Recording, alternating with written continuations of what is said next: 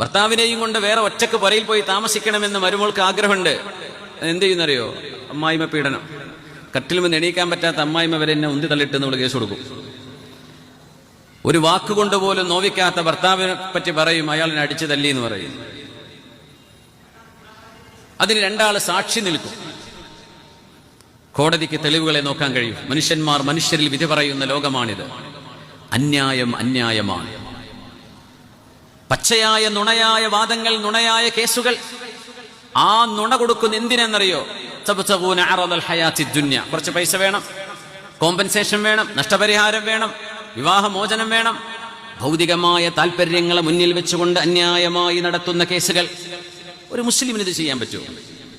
ഒരു മുസ്ലിമിന് 5 നേരം നിസ്കരിക്കുന്ന ഒരു മനുഷ്യന് ഇങ്ങനെ അന്യായ കേസുകൾക്ക് മകള് പറഞ്ഞാൽ ഉമ്മയും വാപ്പി സമ്മതിച്ചു കൊടുക്കാൻ പാടുണ്ടോ? ഇത് കഴിഞ്ഞാൽ പിന്നെ സ്വത്തിനെ ചൊല്ലിയുള്ള തർക്കങ്ങൾ. തന്റേതല്ലെന്നറിയാം, പക്ഷേ അന്യായമായും രേഖകൾ ഉണ്ടാക്കി മനുഷ്യരുടെ സമ്പത്തിനെ അപഹരിച്ചെടുക്കാൻ വേണ്ടി കേസ് കൊടുക്കുന്നത്. ഇങ്ങനെ നിങ്ങൾ ആലോചിച്ചു നോക്കൂ. നീതിക്ക് വേണ്ടിയും അവനവന്റെ ഹക്കിന് വേണ്ടിയും ചെയ്യുന്ന പ്രശ്നങ്ങൾക്കപ്പുറം അന്യായമായി മനുഷ്യരുടേത് പിടിച്ചുപറ്റാൻ വേണ്ടി മനുഷ്യൻ ചെയ്യുന്ന ഈ പ്രവൃത്തികൾ ഇന്ന് ലോകത്ത് കൂടിക്കൊണ്ടിരിക്കുകയാണ്. പെണ്ണുങ്ങൾക്ക് അങ്ങനെ വിചാരമുണ്ട്, പെണ്ണുങ്ങളുടെ ഭാഗമാണ് കോടതി. കോടതിക്ക് ഇപ്പം തിരിയാൻ തുടങ്ങിയിട്ടുണ്ട്.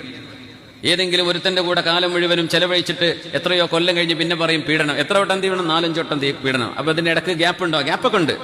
ഒരു പീഡനം കഴിഞ്ഞ് 6 മാസം കഴിഞ്ഞിട്ട് അടുത്ത പീഡനം. എന്നിട്ട് അതൊക്കെ പീഡനമാ. ഹറാമുകൾ ഹറാമുകൾ തന്നെയാണ്. ഈ ഉമ്മത്ത് അങ്ങനെ തന്നെയാണ് ഇതിനെ മനസ്സിലാക്കേണ്ടത്. ഒരു സെക്യുലർ സമൂഹത്തെ കുറിച്ച് ആലോചിച്ച് നോക്കൂ. ആ ഒരു സെക്യുലർ വീക്ഷണത്തിൽ ജീവിക്കുന്ന ആളുകൾക്ക് പോലും സഹിക്കാൻ പറ്റാത്ത വിധം അന്യായങ്ങളെ കൊണ്ട് മനുഷ്യൻ വീർപ്പമുട്ടുന്ന ഒരു കാലഘട്ടം.